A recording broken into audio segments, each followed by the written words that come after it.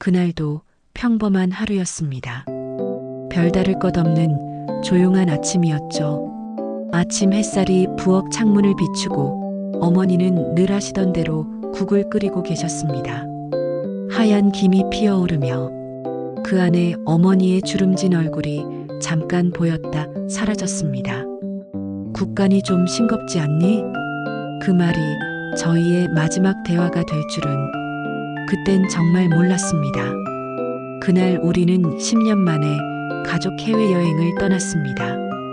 아내와 아이들이 며칠 전부터 들떠 있었죠. 비행기 표를 예약하고 짐을 싸며 그토록 바쁘게 살았던 우리에게 간만에 여유가 찾아오는 줄 알았습니다. 그런데 어머니는 끝까지 따라오지 않으셨습니다. 나는 괜찮다. 집 지켜야지. 너희 다녀와. 그 말이 참 자연스러워서 그땐 아무렇지 않게 웃으며 대답했죠. 다녀올게요, 엄마. 기념품 사다 드릴게요. 공항에서 마지막으로 전화를 걸었을 때 어머니는 잠시 숨을 고르시더니 말씀하셨습니다. 얘야, 잘 다녀와라. 너무 오래 비우지 말고 건강히 다녀와. 그때 목소리가 이상하게 떨렸습니다. 하지만 저는 그냥 감기 때문이려니 생각했죠. 열흘 뒤 우린 여행을 마치고 돌아왔습니다. 문을 열자 집안은 너무 조용했습니다. TV도 꺼져 있었고 커튼은 반쯤 닫혀 있었습니다. 엄마, 대답이 없었습니다. 거실은 정리되어 있었고 테이블 위엔 묘하게 반듯한 각으로 접힌 메모 한 장이 있었습니다. 밥은 챙겨 먹고 건강히 지내라. 짧은 문장. 평소 어머니의 글씨체였지만 유난히 떨린 획들이 눈에 띄었습니다. 그 순간 이상한 예감이 들었습니다.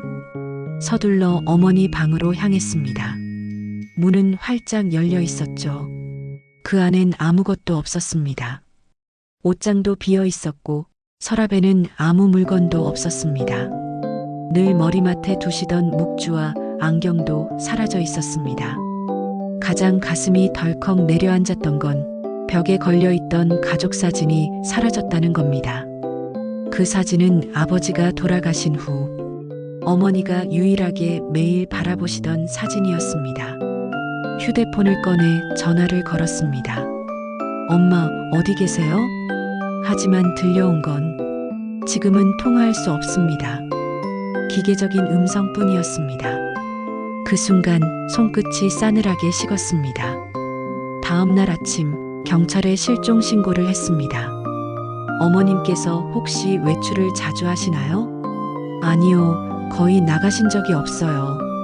이웃, 병원, 친척, 교회, 연락할 수 있는 곳은 모두 돌았습니다.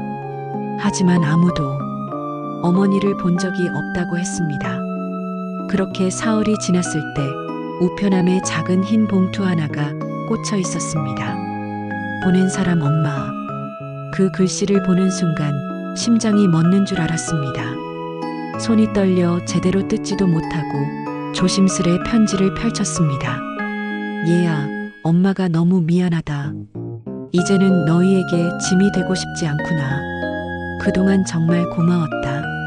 엄마는 늘 내가 자랑스러웠단다. 통장 안에 남은 돈이 엄마가 마지막으로 줄 수 있는 거야. 건강히 지내라. 그리고 행복하게 살아라. 짧은 편지였지만 그 안엔 평생의 마음이 담겨 있었습니다. 눈물이 종이에 떨어져 글씨가 번졌습니다. 은행에 가보니 정말로 어머니 명의의 모든 재산이 정리되어 있었습니다. 집, 예금, 보험금 모두 제 계좌로 이체되어 있었습니다. 3억 9천만 원. 그 숫자가 유난히 차갑게 보였습니다. 그건 단순한 돈이 아니라 어머니의 생애 전체였습니다. 그 돈 앞에서 저는 울지 못했습니다. 그저 멍하니 화면만 바라봤습니다. 며칠 동안 잠을 이루지 못했습니다. 왜 아무 말도 없이 떠나셨을까? 혹시 병이라도 생기신 건 아닐까? 아니면 나한테 실망하셨던 걸까? 머릿속이 복잡했습니다. 그래서 다시 어머니의 지인들에게 전화를 돌렸습니다. 다들 고개를 저었습니다. 며칠 전까진 멀쩡했는데 그냥 평소처럼 장을 보시고 밭일도 하셨는데 그 말이 오히려 더 섬뜩했습니다. 그러던 어느 날 이웃 어르신 한 분이 조심스레 말씀하셨습니다. 며느리 고생시키기 싫다고 하시더라. 손주들 짐 되고 싶지 않다고. 그 말을 듣는 순간 가슴이 무너졌습니다. 어머니는 끝까지 가족을 위해 자신을 지우신 겁니다. 그날 밤 저는 어머니의 방에서 오랜만에 불을 켰습니다. 텅 빈 공간에 햇빛 대신 달빛이 스며들었습니다. 책상 서랍 안쪽 깊숙이 낡은 수첩 하나가 남아 있었습니다. 거기엔 매일 날짜와 함께 짧은 글들이 적혀 있었죠. 오늘도 아들 퇴근 늦네. 며느리 힘들어 보여서 걱정된다. 손주 목소리 듣고 싶다. 나도 이제 조금 지쳤다. 마지막 장엔 이 한 줄이 적혀 있었습니다. 내가 없어도 저 사람들 잘 살겠지. 그 글을 읽는 순간 숨이 막혔습니다. 며칠 뒤 우연히 시골 요양원 명단에서 김순자 가명이라는 이름을 발견했습니다. 주소는 없고 전화도 불통. 직접 찾아가야 했죠.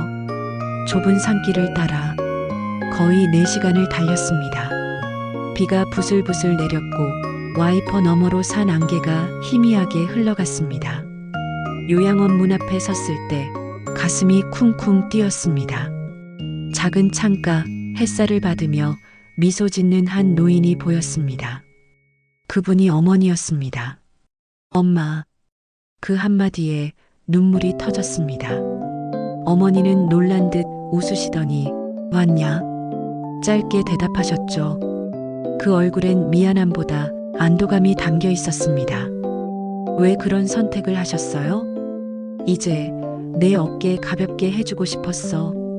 엄마는 그거면 됐다. 그 말에 도저히 말을 잇지 못했습니다. 그날 이후 저는 매주 어머니를 찾아갔습니다. 요양원 앞 화단을 함께 가꾸고 작은 꽃 한 송이에도 웃음을 지으셨습니다. 이 꽃 이름이 뭐더라? 이건 국화야, 엄마. 아, 그래, 국화. 어머니는 그렇게 조금씩 세상과 멀어져 가고 있었습니다. 시간은 우리를 기다려주지 않았습니다. 어머니의 기억은 점점 희미해졌습니다. 이름도 제 얼굴도 잊으셨습니다. 그럼에도 어머니는 늘 창가를 보며 중얼거리셨습니다. 우리 아들 잘 지내겠지. 그 말이 얼마나 아프게 다가왔는지 모릅니다. 3달 뒤 요양원으로부터 전화가 걸려왔습니다. 어머니께서 오늘 새벽 편히 주무시다 가셨습니다. 그 말을 듣는 순간 세상이 멈춘 것 같았습니다. 어머니의 손에는 제가 초등학생 때 그린 가족 그림이 쥐어져 있었습니다. 해맑은 색연필로 그린 아빠, 엄마, 나, 강아지 그림. 그 뒷면엔 작은 글씨로 이렇게 쓰여 있었습니다. 우리 가족 행복하게 살아줘. 그 문장을 보는 순간 가슴 깊은 곳에서 그동안 눌러왔던 울음이 터졌습니다. 이제야 깨달았습니다. 어머니는 언제나 제 곁에 계셨다는 걸. 늘 묵묵히 아무 말 없이 모든 걸 주고 떠났지만 사랑만큼은 끝내 남겨두셨습니다. 그 빈 방엔 아직도 밥은 먹었냐는 목소리가 들리는 것 같습니다. 오늘도 그 목소리를 떠올리며 어머니의 이름을 불러봅니다. 엄마 잘 지내고 계시죠? 그리고 저는 오늘도 감사히 살아갑니다. 그분이 남겨준 사랑 덕분에, 그분이 남긴 삶의 의미 덕분에.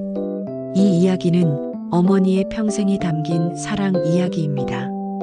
가끔은 표현하지 않아도 사랑은 늘 거기 있습니다.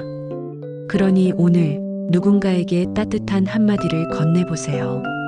괜찮아? 밥은 먹었어? 그 말 한마디가 누군가의 세상을 버티게 해줄지도 모릅니다. 이 이야기는 어머니가 남긴 마지막 선물이었습니다. 구독과 좋아요로 당신의 마음에도 따뜻한 이야기가 피어나길 바랍니다. 감사합니다.